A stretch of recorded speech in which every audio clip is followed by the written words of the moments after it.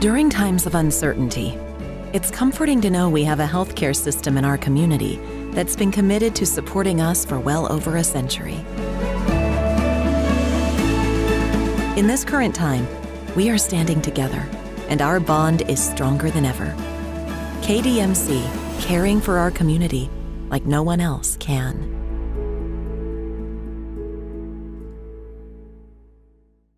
Go ahead and let you give an open, and then we'll get some questions. Go ahead. Well, this is a great win for our team. Really proud of our players and our coaches. I think everybody really stepped up and, did a really, really good job today. I think the energy was good. The offense made a lot of explosive plays out there. Defense really played well. It's just a great team win. I can't really explain it. I mean, this is an unusual circumstance for me to be in, to be watching from afar, to see our team play from afar, win the game. They were excited after the game. They were very happy, that they could go out there and do a great job in this game, playing at home. Last home game for a lot of the seniors.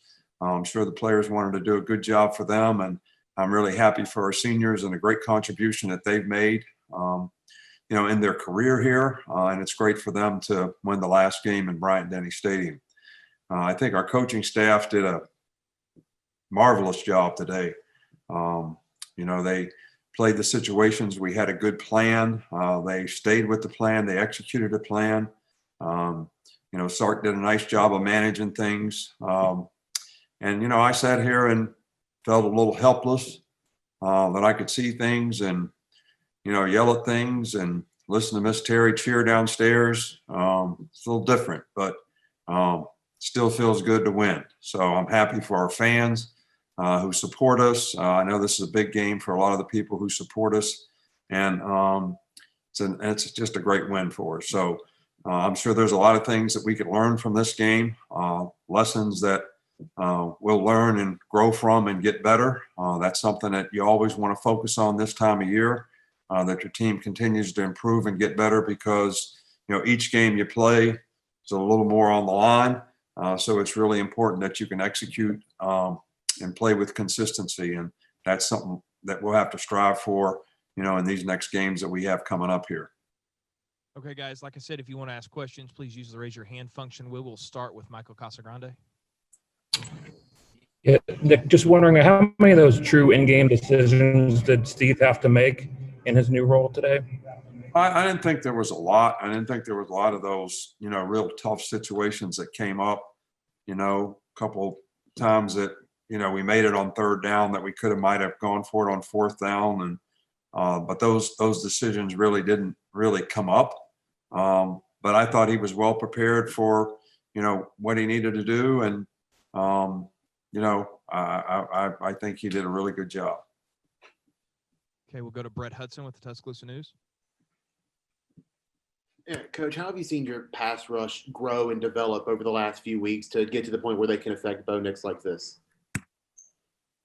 Well, I think that our entire defense has kind of, improved and gelled, together as a unit. All 11 guys playing better. I think we play a little better in the back end and what we were playing in the beginning. I think we've got a little better pass rush. I think we're using more players, now, which I think, enhances everybody's opportunities to have a role and be able to go out there and contribute.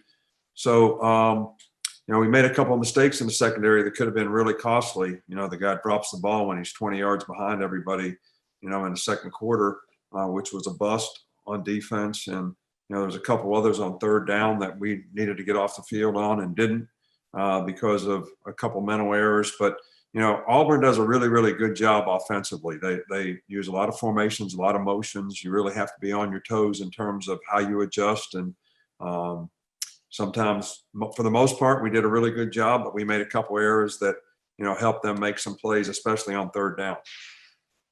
We'll go to Chris Walsh. Which was tougher for you today, not being on the headset or not being there for the pregame ceremony with the seniors and their families? Well, I think, that's a tough one. I think both are, equally difficult to deal with when you're a coach and you have so much respect and admiration for this senior class and all that they've accomplished and all that they've done. But, this is one of the best classes of people I think that, we've ever had. Great leadership, really good character. They've inspired and impacted a lot of other guys on our team in a really positive way. I think they're all going to graduate. So we're really proud of them for that. And I'm sure they're going to go on and be great ambassadors for the University of Alabama as well and have success in life because of who they are. And hopefully some of the lessons that they learned while they were here will help them be more successful in life. But that was difficult. And then, not being there for the game. The Iron Bowl was such a great competitive venue that means so much to so many people. Man, it was really hard, especially the fact that I feel great. But I did what I could do to help prepare the team throughout the week. I was involved in everything that we could do, right up till 90 minutes before the game. And, then we just had to sit and watch from afar. So, but I think, the training and the discipline that you develop in people, carries over whether you're there with them or not. I mean, no different than your kids. If you train your kids well and they make really good choices and decisions, you can trust them to go out and do it even when you're not around. So I think that speaks volumes for the character on our team and the leadership that we have that helps inspire everybody on the team to play with that kind of competitive character. We'll go with Aaron Settles.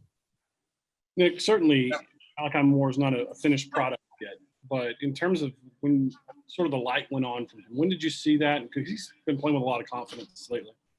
Yeah, well, I think that early in the season, we saw a lot of stuff. Missouri, Ole Miss, those games were really tough for the defensive players, especially the young ones.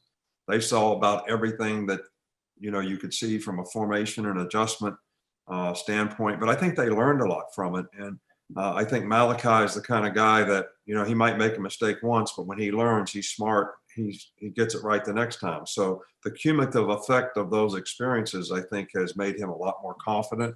And he's played really, really well for us. And I'm sure that he'll continue to improve. But we're certainly pleased with the progress that he's made to this point. We'll go with Cecil Hurt. Coach, obviously you had done some LSU prep earlier, but it's a quick turnaround for, I guess, a different, or at least a opponent you didn't know you were playing until Friday. Will it be a tough week of preparation because of that? No, I really don't think so, because we actually practiced for them 3 days, 1 day in the bye week. And then on Monday and Tuesday, when we thought we were going to play, and the game got canceled. So we actually had 3 days of work with them. Not that players are going to immediately sort of recall all that stuff, but because we've had some experience with that, I think that'll be beneficial in, to how we put the plan together. I think it's important this time of year.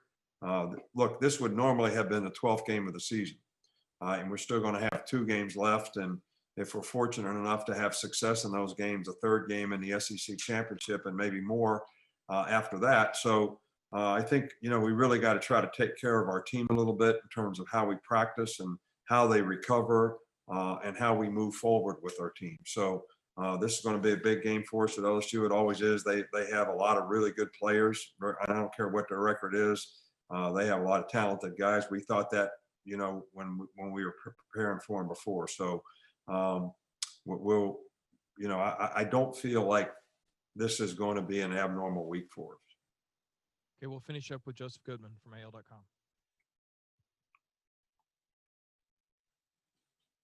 Hey, Nick. 2 questions. First, what were the circumstances when you were yelling at the TV? When did you see me yell at the TV? Oh, at the beginning in your opening statement, you mentioned yelling. I think I did yell at the TV a couple times today. A couple times when we made some mistakes in coverage, a couple times when we missed some tackles, a couple times when Mac didn't throw the ball to the guy I thought he should have thrown it to. So I guess it was more than a couple. But I would like to ask you a question because I don't know where you got your get up there, but I sure would like to get one like that. All that matching mask and yellow and gold. It looks good, man. It really looks classy. I like that look. Well, there's a backstory to that. Maybe we can talk about it. Speaking of backstories, could you fill me in on the elephant head behind you? What's the story there? You have to talk to Miss Terri about that. She's a decorator in the house, and I'm actually in what we call our recruiting room.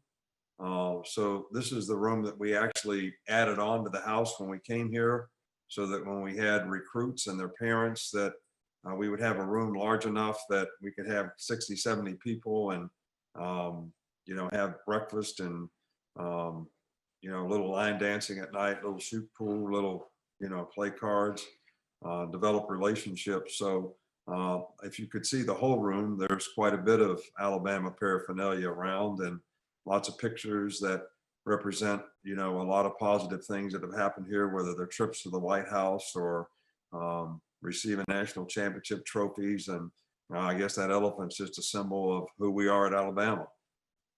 All right, Coach. Thank you for the time, guys. That's all we've got. We'll have players here shortly. Thanks. All right. Thank you, guys.